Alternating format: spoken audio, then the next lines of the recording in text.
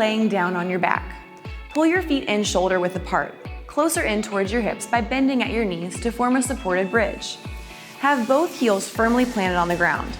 Place your hands behind your heels, stretching your fingertips to meet the back of your heel.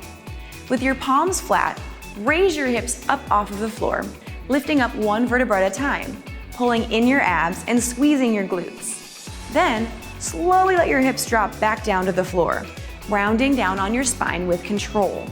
Repeat the lift and the lower movement, continually working to tighten through your abs, glutes, and hamstrings.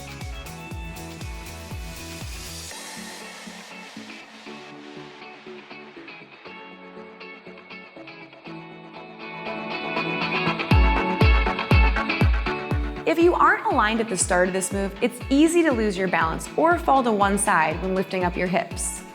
Be sure to keep your feet parallel at the start of this move, so upon lifting up your glutes and rounding your back, your hips are even and stable with full support. Be careful you don't put too much pressure towards the outside of your feet or towards the ball of your foot. When lifting up hips, keep even pressure on the heel of your foot and then evenly spaced flat down on the ground to avoid excess strain on the outside of your joints. Maintaining even pressure from the base of your feet will help to keep you stable and allow you to perform the perfect exercise. It's easy to thrust hips upward and lose control on the spinal lift and lowering without full concentration on the active muscles or by trying to use too much momentum. Articulate a controlled lift and lowering of glutes, hips, and low back in a careful movement. The key to the best glute bridge is to control it and have no quick thrusts.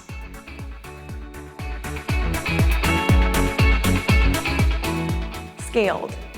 The glute bridge move can be made easier by simply limiting the range of motion. When performing this exercise, just decrease the lift of your hips. You can also allow a little more space between your feet if you're feeling off balance. Wider hips and less of a lift are a great way to modify the glute bridge. Advanced. Try lifting up a single leg prior to lifting and extending hips upwards. By repeating this movement with one leg lifted, you'll challenge your balance and rely on more of your core, hamstring, and glute muscles. Start by lifting one leg up and then extending upwards one vertebra at a time, repeating the motion for 15 seconds before switching legs. Box variation. Place the box under your heels, creating a larger lift and more space from the ground to feet.